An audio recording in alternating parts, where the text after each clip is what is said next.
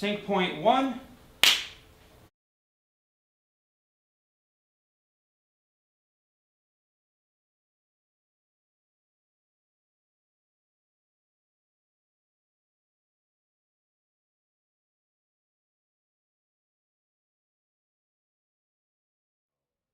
I'm Chef Keith Rhodes, formerly known as Keith Rhodes of Wilmington, North Carolina. Spent most of my life here. I was born in Columbus, Ohio, but I went to school here and I raised my family here in Wilmington. I'm the owner of Catch Restaurant, Catch the Food Trucks, plural, and I have another place down in Hollywood, Florida. I grew up here, went to Laney High School, made a nice group of friends here and a nice community here in Wilmington.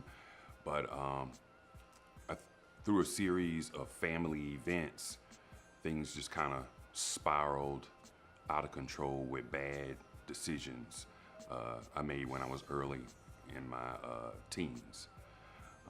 My 8th, 9th grade year, I thought that I was tired of school and what have you. My mother had just passed away when I was about 14 years old. My dad was an alcoholic, drug addict, and he was unable to take care of us, so we kind of bounced from family members to family members. Maybe one set of grandparents one week, another set of grandparents another week, and then it just, grandparents for a few months, and then we go stay with the other ones for another few months. And that's kind of how it was, just my sister and I. We're a year apart, and that's how we were raised. So we had shelter, but not a whole lot of direction. And I think that that's kind of where things begin to get a little gray early on for me. So we were hanging out, started smoking weed when I was like 14 years old, drinking, and just thought I was a little bit older than I was at the time mentally. A series of unfortunate events landed me my first time in prison in 1994 for selling marijuana, a lot. And I did about a year, got out on intensive probation, something crazy, like 300 hours of community service, a large fine. And, not only was I selling the weed, I was smoking it too. Still want to smoke some weed. I didn't want to deal no weed. So I said, go ahead and send me back to prison. Let me go ahead and get this over with. And you say, well, what was the rationale in going back? And I just gotten out. Well, if I went back, I only had a couple more months to do, technically, on my sentence. And then I didn't have to pay this $50,000 fine that was over me. I didn't have any more probation. So when I got out, I would have been a free guy. I would have had my citizenship back, as opposed to spending another 18 months on probation, which probably would have been problematic at that time, me being so young and still kind of wanting to do some things that were not socially acceptable as they are now. And I did that. I came back home. I got a job, and I started working, and I started working in the kitchen, just rising through the ranks, dishwasher, prep person. But by then, I was out on my own. I was about 18, 19 years old then. I had my first child then, and things were just really hard. Things were hard for me. So I kind of reverted back to what I knew, which was hustling, and found myself back again. And so at that point, I found out that, hustling just wasn't for me. You don't get too many strikes before they strike you out of the game. And through a variety of reasons, whether I got a super lengthy prison sentence or someone maybe might have murdered me or something like that. So I worked really hard for a long time, by the hour, feeling like I should have been getting paid so much more because my dedication was there, and I worked hard. Needless to say, one day, I was offered a position with a salary position. And someone who came from my background, when I had got out of jail initially, or prison initially, going out to put resumes in and going on job interviews and getting that call back and having that hope that you're gonna get another job, and then you never get it. And you got children at home, you got a wife at home. It can get to be very bewildering.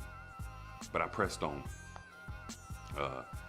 When I went to prison, car got repoed, so I was walking, people ride by, yeah, what's up? I'm like, dude, stop, pick me up, you know what I mean? So I'm walking to work, and I'm doing a lot of jobs. Not only was I working this one job that I came back to, but I was doing a lot of other jobs just to make it work, jobs that I was way overqualified for, but I was humble and I didn't mind. And I respected every job that I was in, even though I was overqualified. I knew that I was on a path to try to do something, but the only way that I could get there is to stay focused and to go through the struggle. It never rains forever, but we have to endure that rain for a while to appreciate the sun when it comes out, you know what I mean? And this was my rainy season right now.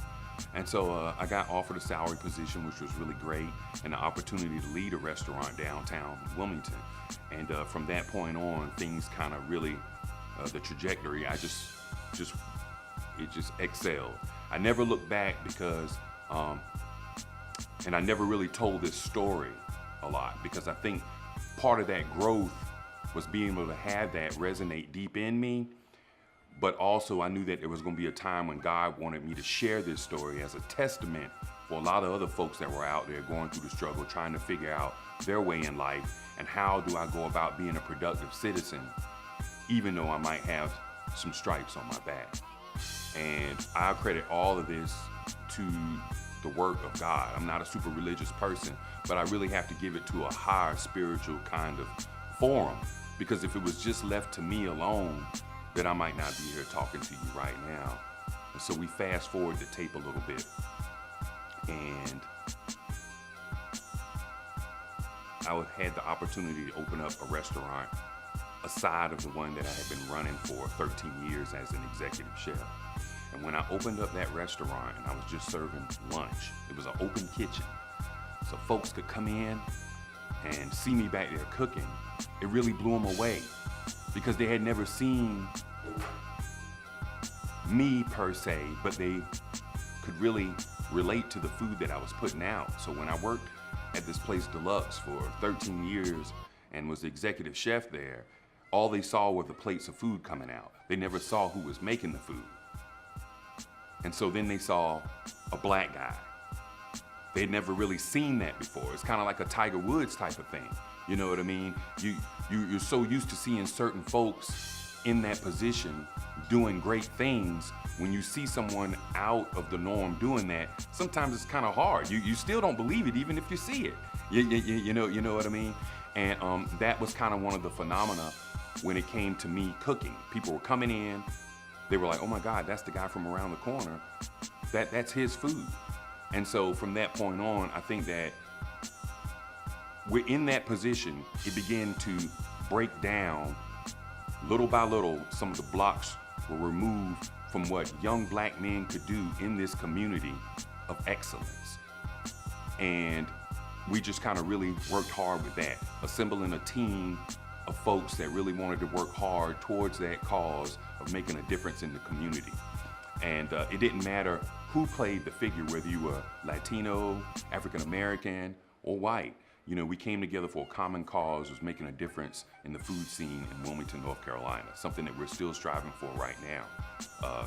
Years later, the opportunity to work with the movie studios very deeply, catering and doing craft services, meeting, dozens of movie stars, and being nominated for James Beard awards, going on Top Chef, being speakers at colleges, all of these opportunities that came because I think that I followed my heart. And it was very tough, and it still is tough at times. But I think there's a deep passion for my community, and it's just really fortunate to be able to be here in my community and to inspire other folks of all colors that you can do it. No matter what you came from, you can do it. And being here right now and wearing this shirt, it says North Cac on it, but it could easily say you can do it. This is a representation of doing it. Long journeys, putting your nose to the grind, and making your dreams into reality. And yeah, was that first plate of food that I served the best? It was in a learning process. And so I gave you what I knew at the time, but as I evolved as a chef and as a community person, I think things were a little bit more polished. And I could say that about a lot of the community here in Wilmington. As it's evolved in different ventures and different efforts, things have become a lot polished. And so again, Chef Keith Rhodes here, and we continue to give in the community. We continue to inspire in the community. We want to continue to give a positive food experience here in the community, but also to leave a great carbon footprint. And it's hard.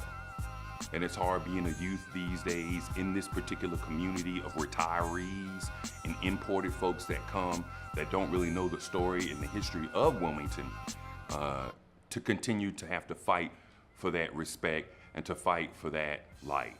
And we are continually fighting the good fight.